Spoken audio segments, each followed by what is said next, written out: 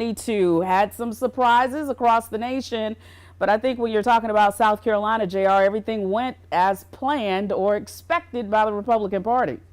That's right. In the race for governor, Henry McMaster victorious tonight over Joe Cunningham, winning re-election to another 4-year term, Darcy. And I know all eyes are still on that state education race right now. Ellen Weaver with a lead over her challenger there, Lisa Ellis. The polls have been closed since 7 o'clock this evening, and as you can see for yourself, and if you've been following along with us throughout the evening, you know Henry McMaster has already given his victory speech just moments ago before our 11 o'clock newscast started. Joe Cunningham giving his concession speech. 71% of the polls are closed and sending in all of their numbers, and as you can see for yourself, a sizable lead. 100% of the results aren't going to be in until very late tonight or even early tomorrow morning, JR. But some would say for Joe Cunningham in this current political climate to get 525,000 votes and what is considered a red state is not a bad turnout for the Democratic candidate. And then Bruce Reeves, the Libertarian candidate, coming in with 1% of the vote at this hour.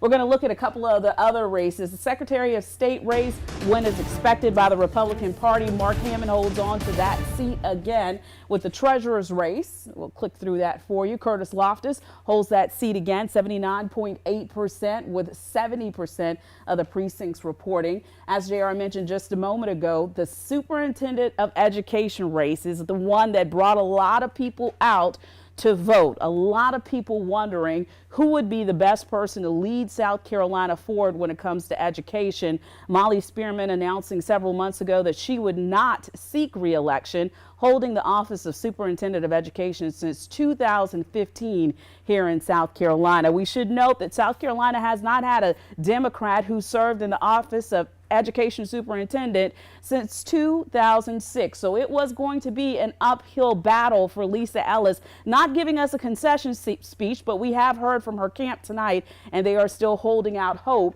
that things will work out well for them. About a 9-point difference between Weaver and Ellis, but when you talk about percentage points and then really look at the numbers, you can see the huge difference. 100,000 votes separating these two candidates, with almost 60% of the precincts reporting. A couple of other races to look at.